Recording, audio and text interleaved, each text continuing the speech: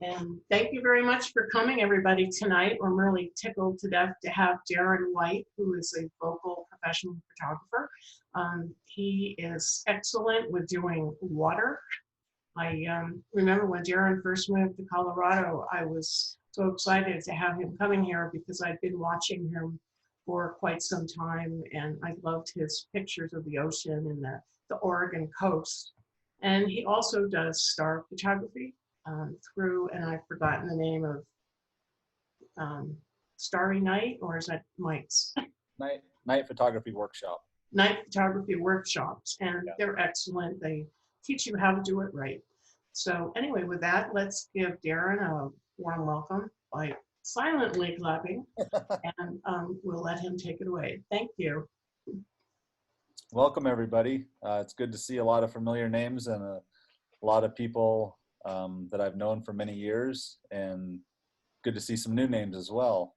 So I want to thank Crystal and Lisa for having me here tonight. We're going to talk quickly about how to drop pins on Google Maps, and then we're going to go into some raw processing and some color effects and some analog effects. And my post-processing is very simple compared to what a lot of people out there are doing. Learning your camera, understanding the dynamic range and what you can and can't do with your camera is very important.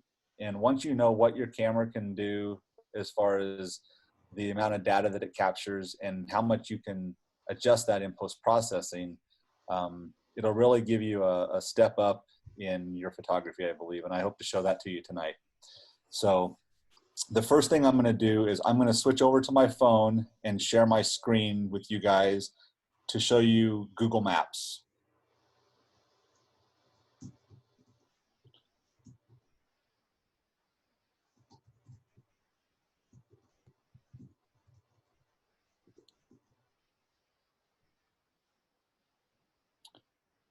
Okay, so what I want to do is show you guys how to drop pins and save locations. So Crystal's put a lot of this in the group notes that will be attached to a Google document that you can refer to after the meeting. But if you guys ever have any questions, please feel free to contact me directly, either email or online through social media channels. No problem. I'm always willing to help answer questions. So what I'm going to do is I'm going to show you guys how I drop pins and mark locations in Google Maps. So here's a spot in Kansas that I have marked, and it's an old, I think it's an old gas station. I'm not 100% sure. But anyway, so I find it on Google Maps. I press and hold on the screen, and that drops the red pin. Then I see that down in the bottom left corner, right above dropped pin, there's a street view. And that doesn't come up on every street because Google hasn't got to every street yet. Back roads, a lot of back roads don't have it. But since this does, I want to take a look at that and see what I'm dealing with. So I'll kind of scroll around and see if there's a lot of telephone wires, if there's a lot of potential ambient light, because I have this marked as a Milky Way shot for the late season, like around October, September. So this is the building here. And the Milky Way will line up right behind it later in the year. So I see that there's a place I can pull off safely from the road. I don't see a lot of telephone wires or lights. Now there's a light up here. I'm not sure if it's on or not. I'd have to check that out. So once I determine that this is a good location, then I think, hey, this is a place that I want to scout and I want to potentially shoot at night.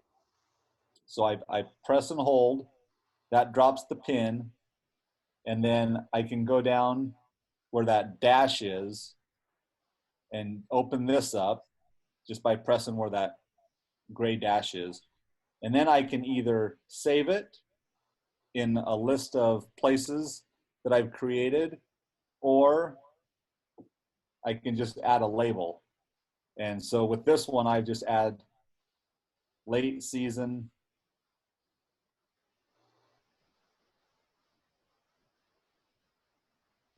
Milky Way, and then I click done. And then now my label is on the map. So if I'm over here where I am and I want to say, hey, I remember there was that old gas station in Kansas that I wanted to shoot, and I'll type in late season Milky Way, and it comes right up, and then I can zoom in and go directly to it. Most of my stuff is labeled late season, early season, abandoned buildings. I don't worry too much about sunrise or sunset, but I want to make sure that I'm labeling the correct information for star trails, early season Milky Way, or late season Milky Way. And as you can see, I have quite a few places pinned on my map that I've been to or I plan on going to. So I'm just going to do that one more time in another place. We'll go up here to Cody. Let's say I want to shoot. So press and drop. Open this up. And then either click save and add it to the list. And where it says new list, you can also create a new list. So you could make a new list for every state that you have. So it could be Nebraska, Kansas, Washington, Oregon, whatever. However you feel like organizing it. Then click done. And then I always like to put the labels on the pins on the map. So I just add it.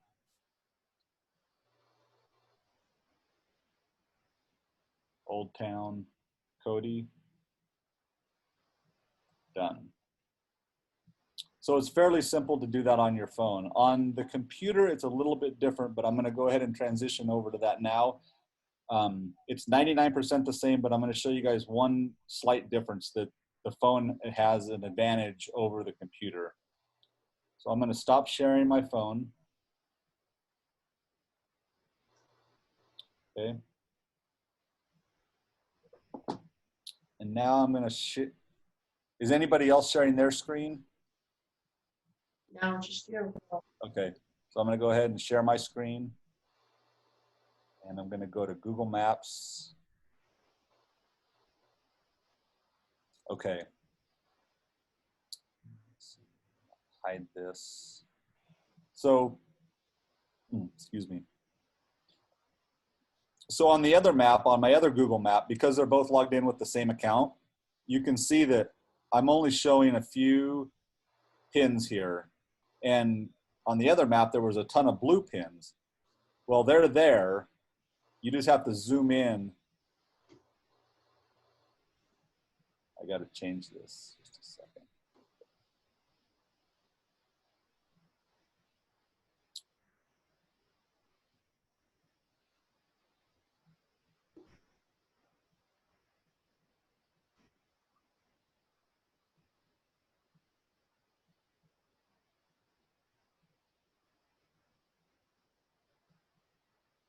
Now it's not showing them. I wonder why. Let me go to where I know that there's one for sure. Is it just taking a while because of bandwidth? No, I don't think that's it. And it doesn't sync with your phone? It does. Okay. That's the problem is that, but with Google Maps, you have to be zoomed in so close. I think there's a little lag time too between your phone and. Yeah. While you're looking for that, there was a question that came up that's relative to this about can you add your own image when you drop your pin? I don't honestly know that. I'm sure that you can. I'm sure that there's a way to do that, but I honestly don't know because 99.9% of the time when I'm dropping pins, I'm out there shooting already, or I'm out scouting at the location itself. And so I'm taking pictures with my cell phone. But so yeah, I'm sure that there's a way to do that. So here we go. Here's 2 pins, and I'm zoomed way in. But as I zoom out, they go away. So when I'm looking at places on the map, it makes it hard for me to determine where things are if I can't see the pins. So that's one of the reasons that I really like using my phone, because it shows all the pins. Now I'm kind of giving away a location here, so. Oh, you're not going to sync with all our phones? This is the schoolhouse that I went and shot last night. And if I change it to satellite view, which you always should,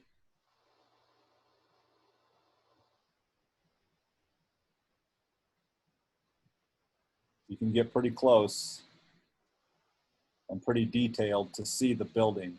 Now, this actually has a street view, so I'm going to click and hold.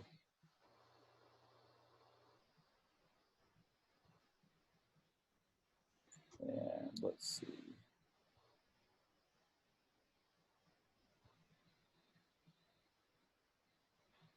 So then it brings up the street view when you click on the picture.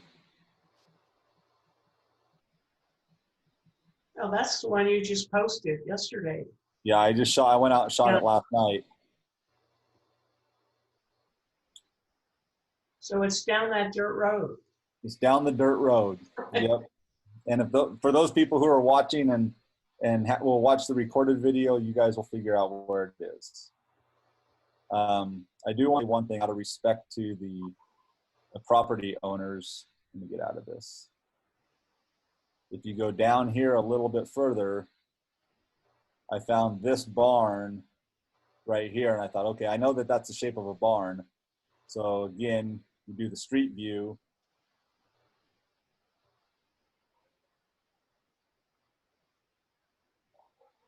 And sure enough, there's a red barn right there. The problem is that in order to get a decent shot of it, you have to be pretty much standing in their driveway. So just out of respect to them, I didn't shoot it last night. And I hope even though the Google Maps is a great tool to do a lot of searching, I just hope people are respectful of other people's property. That's a big concern, and that's one of the reasons I tend not to give out locations. I found that locations can get overrun with people, so I keep a lot of locations to myself these days. One more question that's relative to this, and that is, I'm assuming you have to be logged in to your Google account to save those? I believe so. Yeah, my phone's always logged into Google, my Google account, so it automatically syncs with my computer. Okay. Yeah. Any other questions on Google Maps? That was the only 2 that I saw. Okay.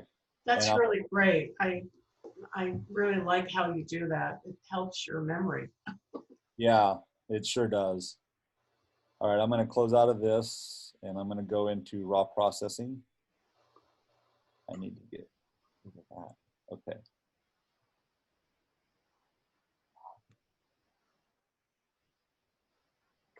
Okay, sorry, I had to get rid of I had to turn the phone zoom off. Okay, so this is an image that I want to show you guys how I process. It's extremely simple. Most of you are probably looking at it thinking that it's super dark, which it is, but I'm going to show you guys how to process this and keep all the detail and not blow the highlights out. So one of the questions you guys probably have is, why did I shoot it like this? I could have easily shot it at a longer shutter speed or at a different ISO. Even if I went up to ISO 64, then I still would have made the image twice as bright. But what I was trying to do with this image is control the highlights in the clouds behind the trees in the upper left-hand corner. And also the water in the foreground. Not so much, the water in the foreground is quite a bit darker, but the water or the clouds up in the sky, I didn't want to push them too much because I want to keep the detail in those clouds. And knowing my camera, I know that I can shoot it so that I keep the detail in the clouds, yet I can process it because I know that I have the dynamic range to bring up the shadows. Now there's no, I don't think there's a lot, there's just a few black blacks and there's no white whites. So I did a really good job, in my opinion, of exposing this properly so that I could process it and get the results that I want. So that's kind of what I'm going to take you through right now. And basically what I want to do is I want to keep the detail in the upper left with the clouds. So the first thing I do in my raw processing is I always come over and I remove the chromatic aberration. I do this on every image, no matter what. It's automatic. And sometimes I'll check the screen or the enable profile correction, but a lot of the times I'll just leave that unchecked. And that's just a personal preference. So then I come back up into my basics tab. And now this is where I start playing around with exposure and highlights, shadows, the blacks a little bit. And what I'm really doing is I'm keeping an eye on the clouds in the upper left because I don't want them to blow out at all. One of the things I like a little bit is dehaze. And then just a little bit of vibrance, a little bit of saturation. So just with those few basic adjustments, we've already went from this to this. And if I zoom way in, there's no, sorry. Everything's good and sharp. There's no weird artifacts from over processing or anything like that. So now I'm going to go into my tone curves, and I do make a few slight adjustments on this. I check the highlights because I want to make sure that the highlights are bright enough to see and they pop out to the viewer. The lights, kind of play around with these a little bit. I want to make sure that water in the foreground is fairly white, but I may do an adjustment on that because I want to make sure that those clouds stay as nice as they are in the upper left. The darks, I may bring those up just a little bit, and then the shadows, I may bring those up a little bit as well.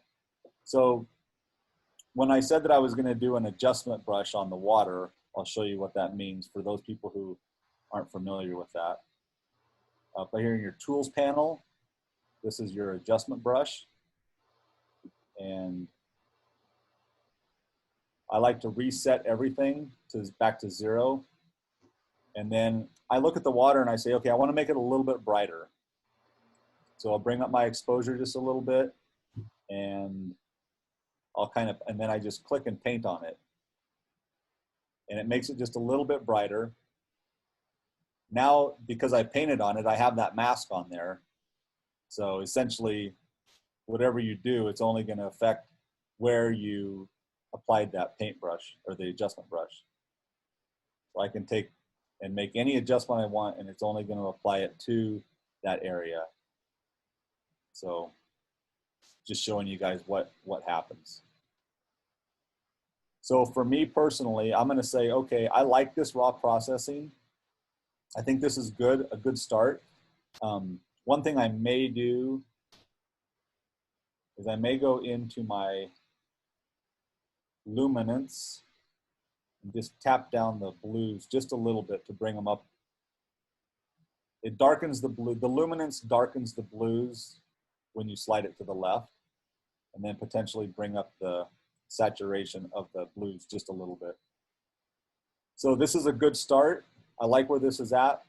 So here's our before and after. I think we can all agree that this is a much better direction than where we started. So I'm going to go ahead and I'm going to open this image into Photoshop. I'm going to do just a couple of things in this, and then I'm going to take it into Color Effects Pro. So one of the things in this image that I don't like is this down here in the corner. There's several ways that you can get rid of that, but I'm just going to use a clone brush or a lasso tool. And I'm going to try this. And I've not done this yet, so like pre-tested this image. So there's several ways that this can work. I need to move this again. And then go down to edit and fill, content aware fill, and it goes away. And then just double click or right click and deselect.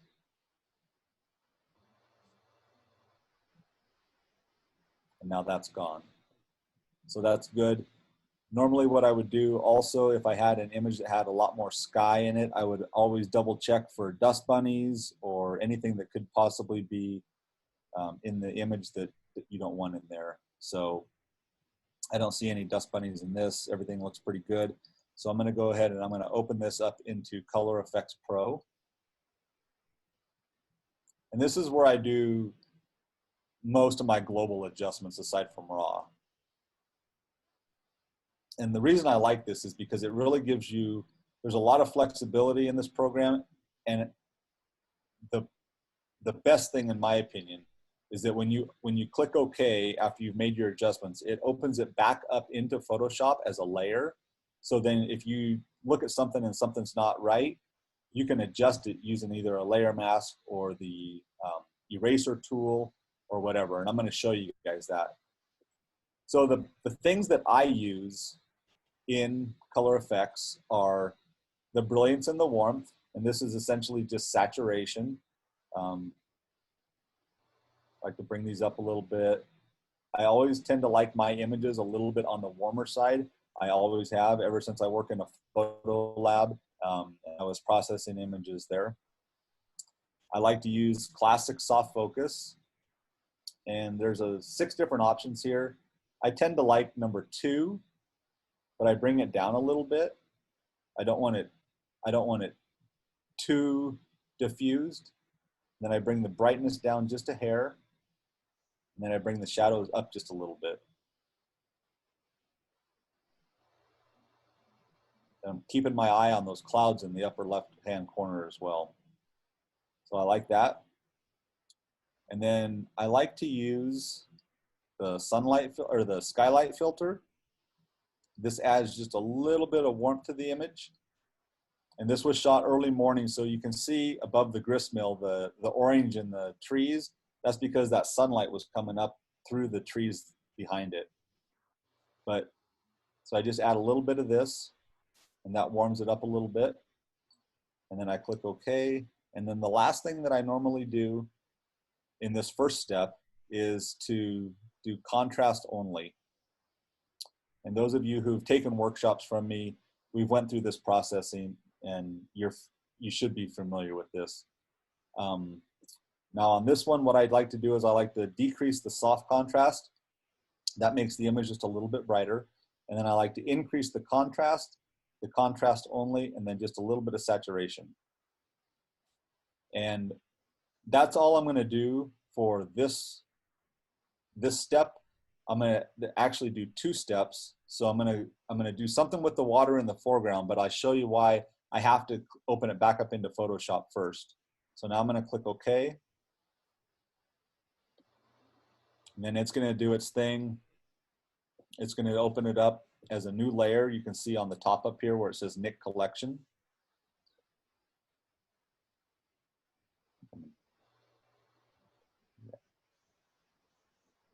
So it does a little bit of processing. And then it'll give me the image on the top as a new layer.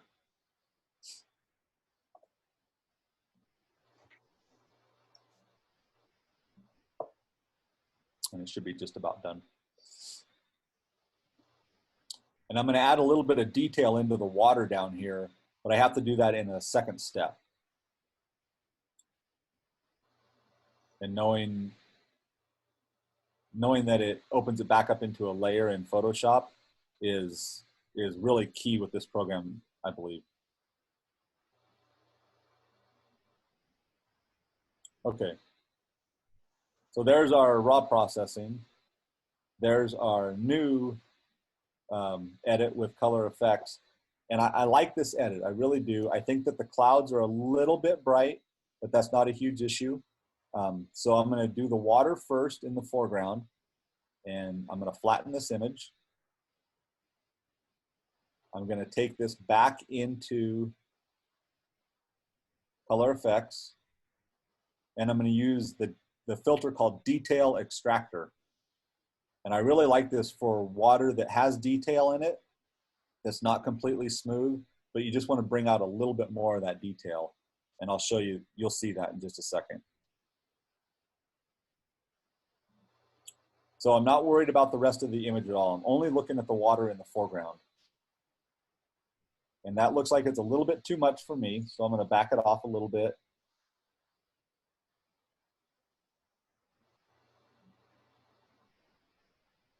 So for just the water, I like that. I'm gonna keep it like that. So I'm gonna click OK. It's gonna open it back up, and this is where having it as a new layer is extremely beneficial. Because essentially what I'm gonna do is I'm gonna leave the water as I edited it with the detail extractor, but I'm gonna remove the rest of the effect that it had on the image.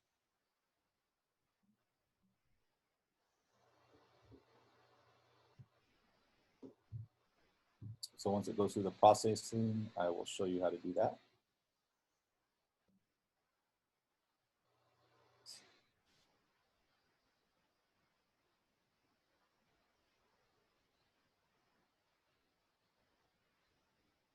Should be just about done.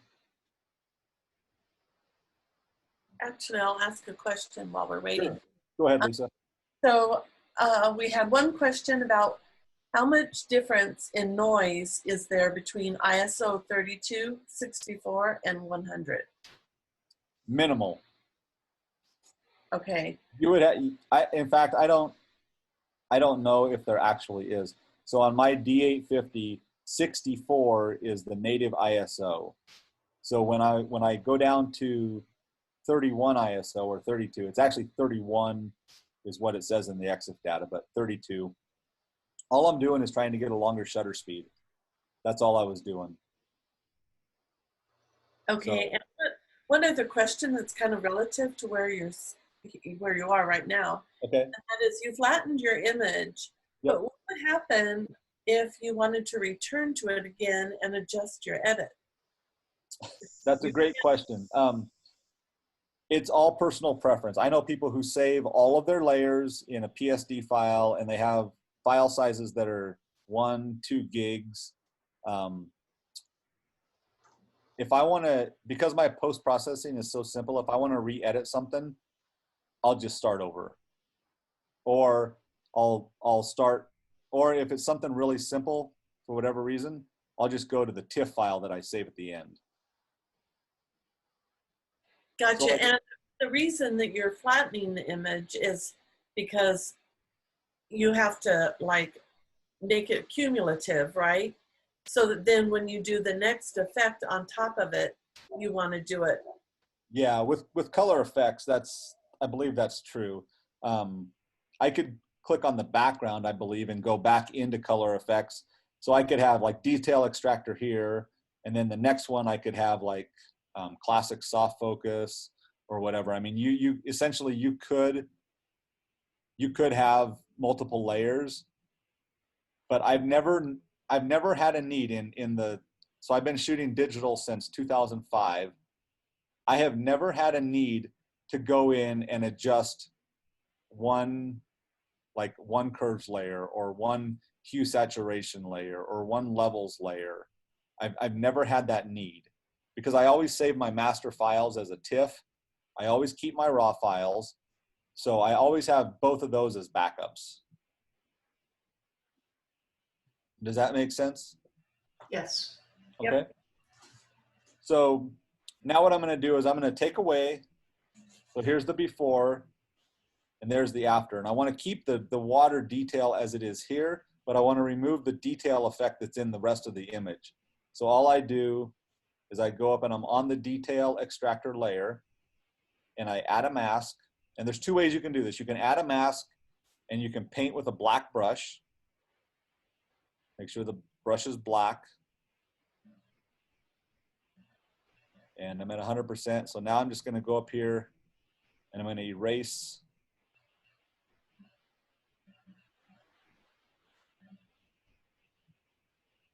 all of this.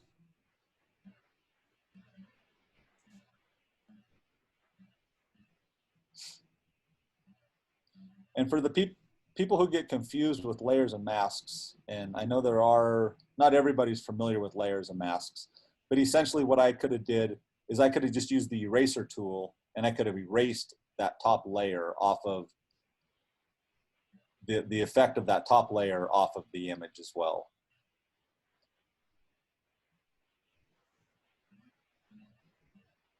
So now this thing's thinking, it's funny, I switched to my laptop thinking it would be faster than the big computer, but once it gets through this, I think it'll be okay. But if you're not familiar with layers and masks and you want to just erase something from a top layer to reveal it from the bottom layer, then you can just use the eraser tool as well.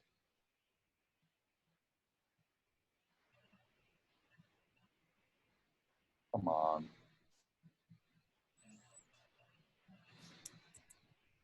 Dave is saying your flow is 1%. My flow? Yeah, on here. What's that?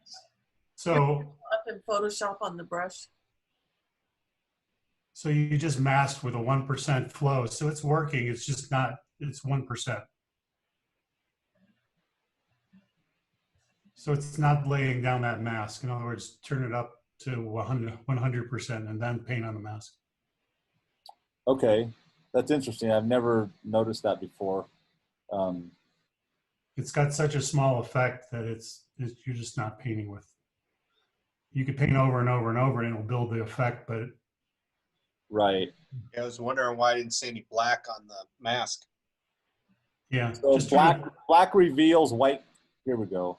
No, I know, but as you paint it, you'll see it like that, like now. Right, right. So then I can, if I click on the mask and I click Alt click, then I can come up here. It's still going fairly slow, which I'm not sure why, but.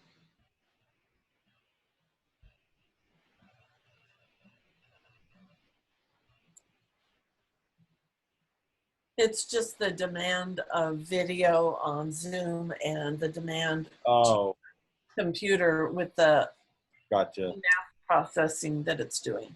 gotcha. Okay, so then Alt click. So now if I toggle this top one on and off, I can see that the effect is only in the water there. So I like that. I'm going to move forward with that. So now some people would just add another layer. I'm going to flatten my image.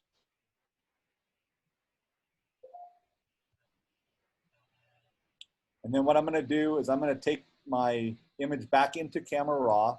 I love the fact that they added Camera Raw filter in Photoshop. And I'm going to tone down these highlights up in the sky just a little bit with an adjustment brush.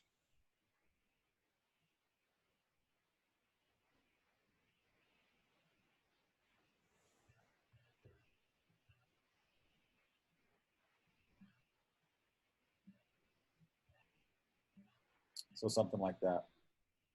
So that is essentially my raw processing. I will click OK now. And then what I do is I go to save it. And this is just how I do it. I know that everybody does it differently, but save as, and then I'll just put gristmill. And then I save all my masters as 16-bit TIFFs with the RGB or the ProPhoto RGB color profile. And then I click OK, save, and that it saves it. So now I want to prepare this image to post online. I'm not going to go into the print preparation. That'd be a whole nother thing. But to post this online, I want to make sure that I have the least amount of compression. I want to have the best details, and I want to make sure that when people are viewing it, they can see that. So recently, I've been kind of messing around with some different things, different sizing factors, and what I have found is that Facebook is their native size for posting a horizontal image is 2048 pixels on the long side. And up until about a week or so ago, I was only using 1600 pixels. And one of the reasons is because I wanted to keep my image small enough at 72 DPI that there was, you know, less risk of people taking it. But what I found was that even at 1600 DPI, the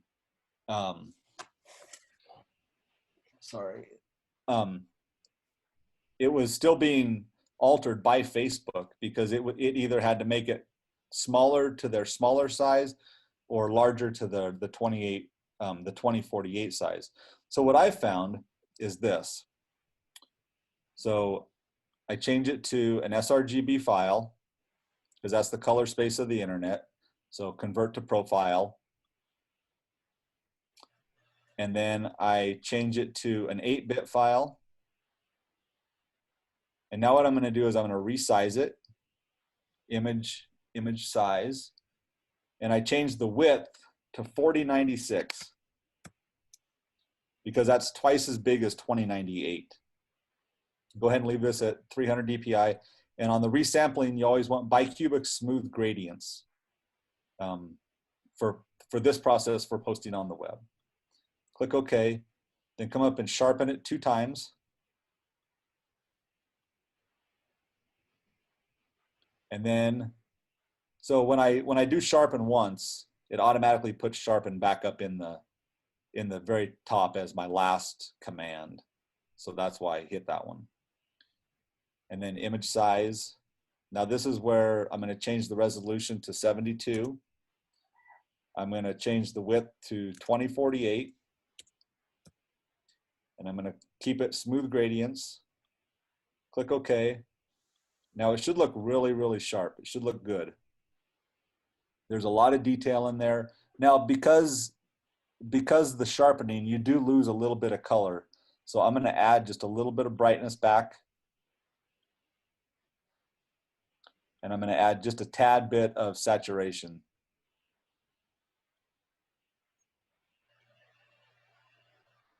Okay. Now when I go to save this, what I want to do is I want to save it not as a JPEG, but as a PNG file.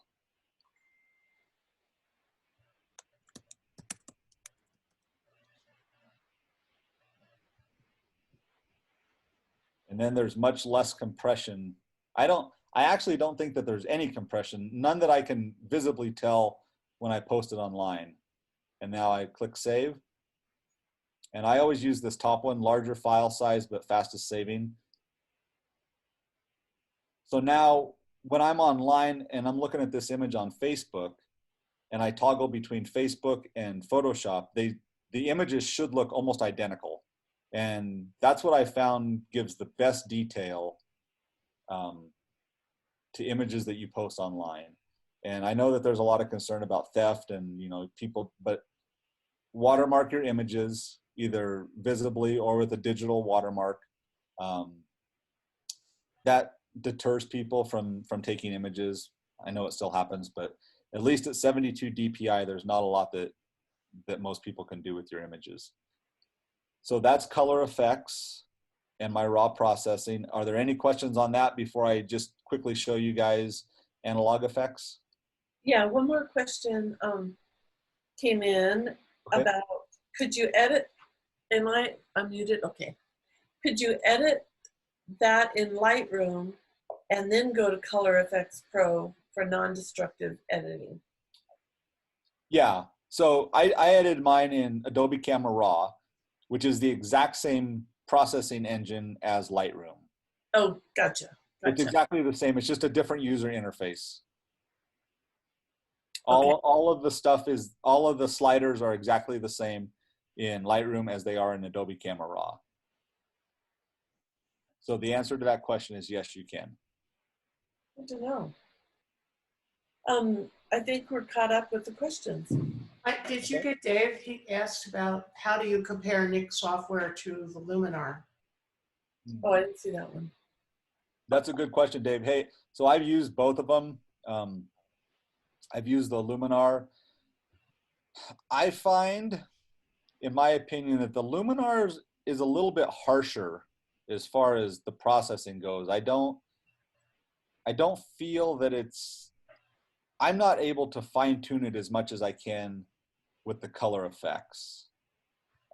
They're very similar programs. They both have tons of presets. And I know some people love the Luminar. Some people don't. It has some good features. Like I like the sun rays in the Luminar. If I want sun rays coming through my trees or something, it's pretty easy to put that in with Luminar. But I just find that their presets aren't so much to my liking, and I end up having to do a lot more fine tuning. So for me personally, the color effects, the workflow is really easy, and I've been using it enough that I know the 5 or 6 things that I'm going to do to each image, and I just feel that I get a better quality image as my end result. And Dave agrees with you on that. Okay, thanks, Dave. So I'm going to switch over. So that was how to process with nice color, details, landscape. Now we're going to switch gears a little bit. I'm going to show you analog effects, which is essentially a program. It's still in the Nick software, but it essentially replicates older images, vintage images, black and white images, things like that. So I'm going to go ahead and switch over to that. And for that one, I have this image. This is an old, I'm assuming this is a grain mill. It's in Kansas. And it's a pretty interesting location. So for this one here, I don't believe I've done any raw processing with it. I just edited it. So I might take it into Camera Raw.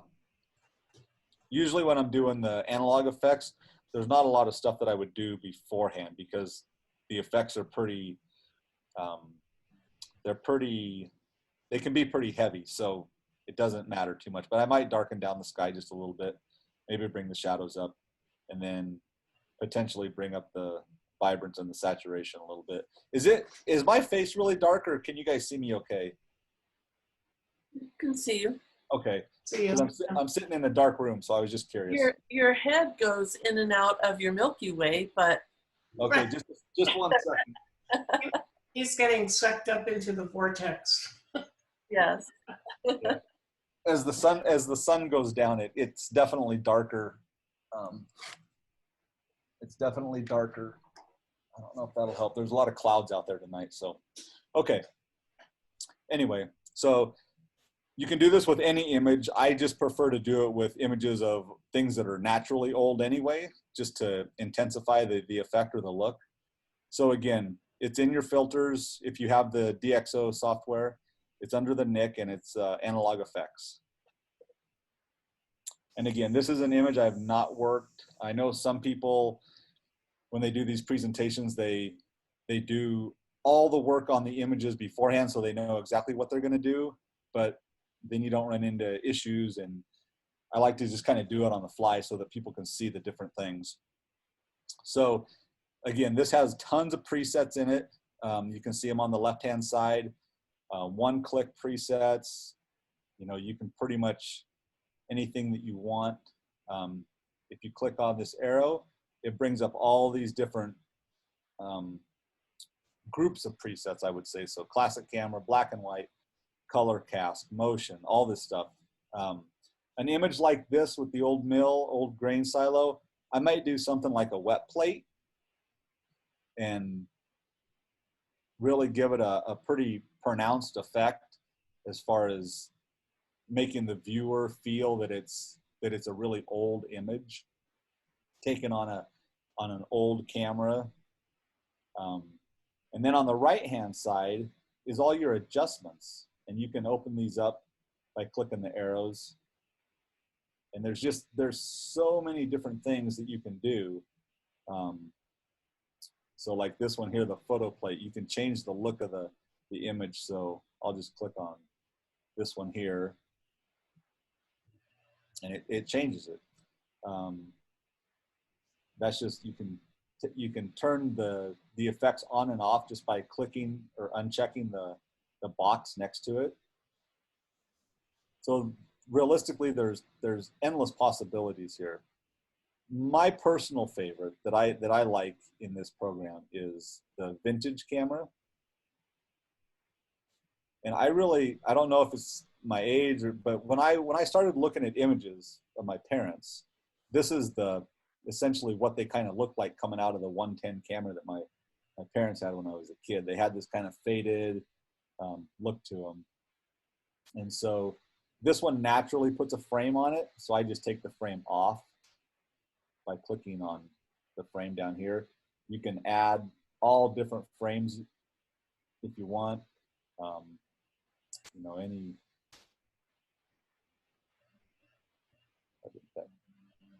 oh, there we go.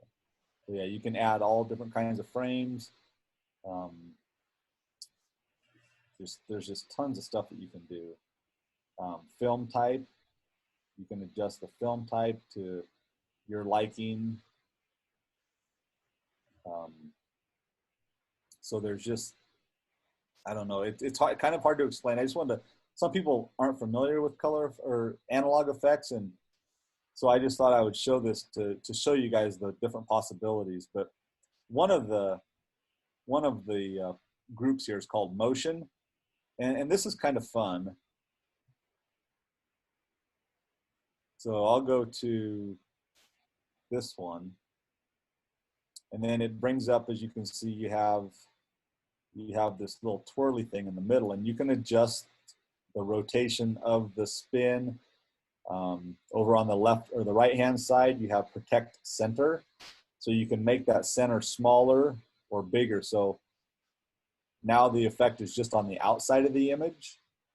You can rotate it to the left pretty strongly. You can rotate it to the right pretty strongly. You can zoom it in, zoom it out. And this isn't ideal for this type of an image, but I just wanted to show you that this is kind of the stuff that you can do in this program. But generally speaking, my own personal preference is the vintage camera. And I really like this effect. But what's cool here, let me show you this, is these light leaks. You can add different light leaks to the image, and then you can adjust the opacity as well. So you can make it full on, or none at all, or just a little bit. And there's soft ones, so you can add warm light. And you can kind of move this around too. So you can move it around to get the light where you want it, adjust it a little bit. So me personally, I like this right here. I would take this frame off, or I'd add a different frame, maybe a little bit more vignetting. I generally like to vignette my images a little bit because I want to keep the viewer's eye focused on the subject. Where there's white clouds up there, the viewer's eye would tend to naturally go up. So make this more of a rectangle, maybe a little bit bigger. So yeah, maybe something just like this, and then we can compare the two. So there's the before on the left. Oops. Now we've essentially kind of given it a little bit older feel look. Just something fun to do. Got images laying around that you haven't played with. It's just something fun to try. Just yet another time suck, right? Yeah. I mean, what else are we going to do? Yeah. I got plenty of time, so that's what I've been doing, is redoing old images. And I've been going back to images from 2005, 2006, and just seeing what's there. And another thing is with, you know, Photoshop CS4, you couldn't do the things that you can with CC 2020. So as they advance the technology and they advance the program itself, then you can actually take older images that essentially suck. I mean, if you take a 5 megapixel image, you can actually do more with it now than you could, you know, 15 years ago or 10 years ago. So it's just fun to play around. That's what I like to do. You never know the results you're going to get. Another couple of questions that came in. So why did they call it analog? So analog is because essentially I believe that they are trying to help you reproduce a film look or an older look, not so much the digital look. I think we can all agree that most digital landscape images that we take today look pretty pristine. They're crystal clear, unless the photographer is either A, super inexperienced, or B, they're going for a a more artistic look. But so this program helps you to recreate older looking images that were potentially taken with film. Great, that's a great answer, thank you. And another question was that someone noticed that you have On1 and Topaz, and how do you like those, or is there a specific reason to use those tools instead? So yeah, I have On1, and let me close this out for just a second because I want to look and make sure I give you guys the right answer. So I have On1, and this was a free standalone freebie that they sent out in an email. So I actually don't have the full suite, the full program. This is just a standalone thing. It doesn't even actually work. I don't know why it's in my filters, because it actually doesn't. It actually has to be opened up by itself. It doesn't work in conjunction with Photoshop. So that's the answer for On1. And it has the sliders as well. And I think basically what it boils down to is what program you use. You're going to use it more and more and more, and you're going to get familiar with it.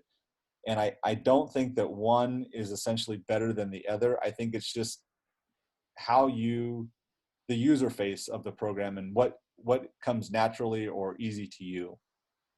And then Topaz, I do have a lot of these Topazes, but these are super, super old.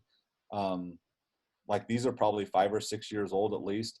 On my big computer where I do most of my my serious editing, I have Topaz Denoise, I have Topaz AI Gigapixel, and I have Topaz AI Mask. And I've never used the mask. I've used the Denoise a few times, and it works really well. I was very surprised at how well it works, but it's also super easy to go too far and make it look like a painting. So you have to be careful. And then the AI Gigapixel, that program enlarges your image at, I want to say it's a great quality. You can really do some amazing things with AI Gigapixel. You know, if you got a customer or a client that wants a 72 by 144 print from a Canon 5D Mark II, the chances are good you can get it that big to an acceptable level of quality, much better than you could with Photoshop. So I've used it for stuff like that, and the people that I've used it for have been fairly happy with it. So that's good.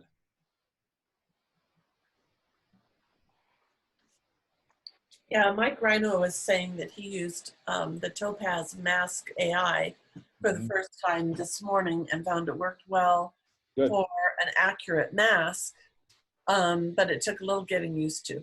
Yeah. That's the new one, right, Mike? AI. Yeah. Yeah. Anytime you're dealing with masking, like especially in this image where there's trees here, it can be very time consuming or frustrating depending on how you want to look at it.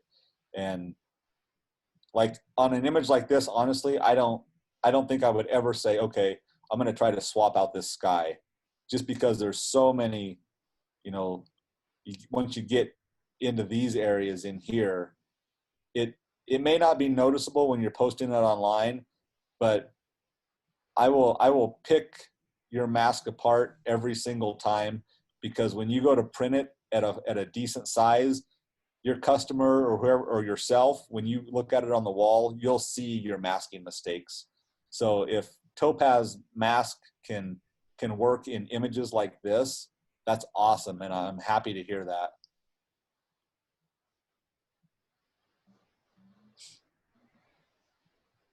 Awesome.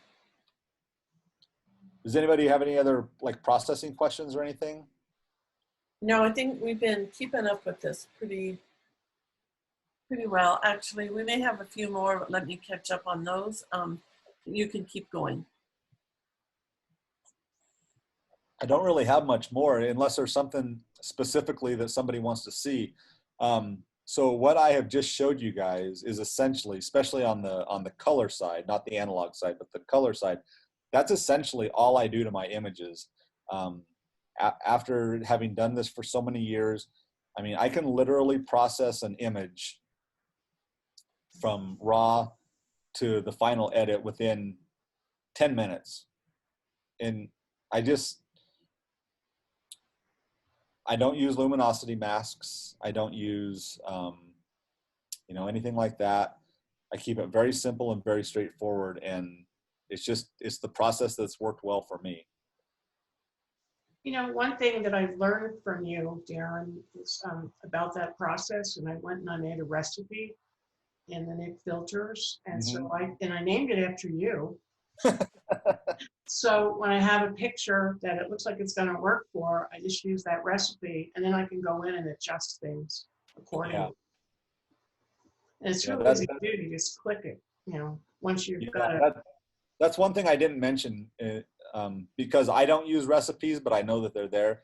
Just like cooking, like you have a recipe for chocolate chip cookies, or you have a recipe for beef stew or whatever it is, and you want it to turn out the same or have the same ingredients every time, you can create those recipes, name them, and then once your image is in there, you can just click on that recipe and it'll apply those effects to it.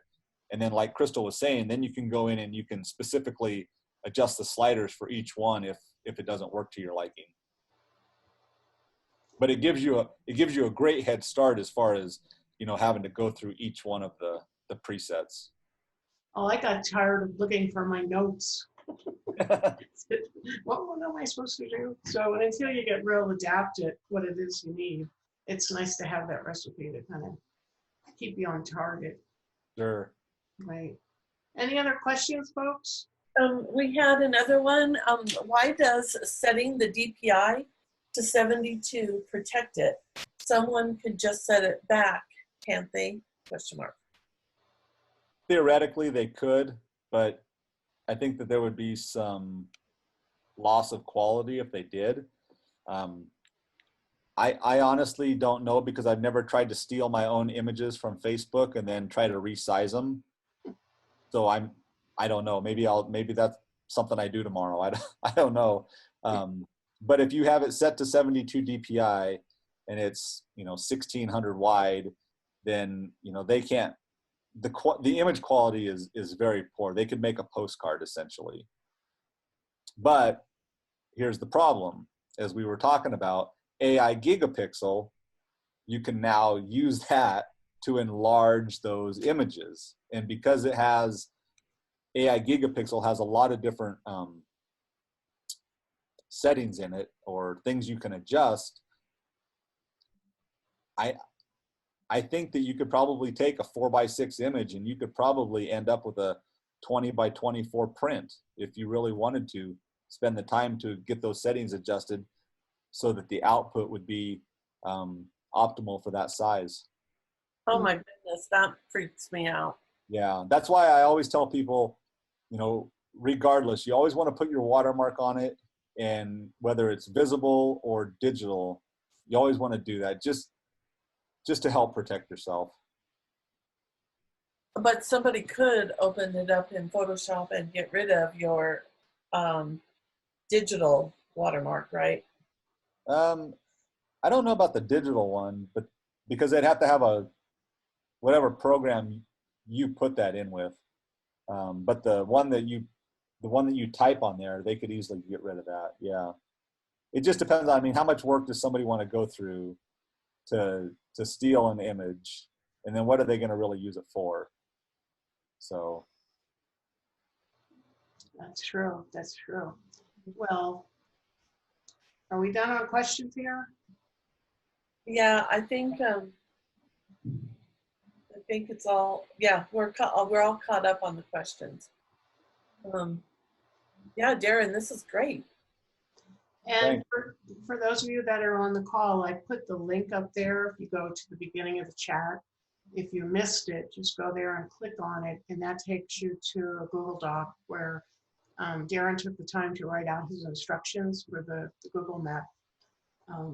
Thank you, Darren. I really appreciate you doing this. You did it on short notice too. No problem. Like I said, I got plenty of time, so between Zoom meetings and a few other little things I got going on, I got all kinds of time to help people or, you know, answer questions, emails. So yeah, and you're really good at that too. I do appreciate it. thanks. Yeah, I found you to be very generous at answering questions, so thank you.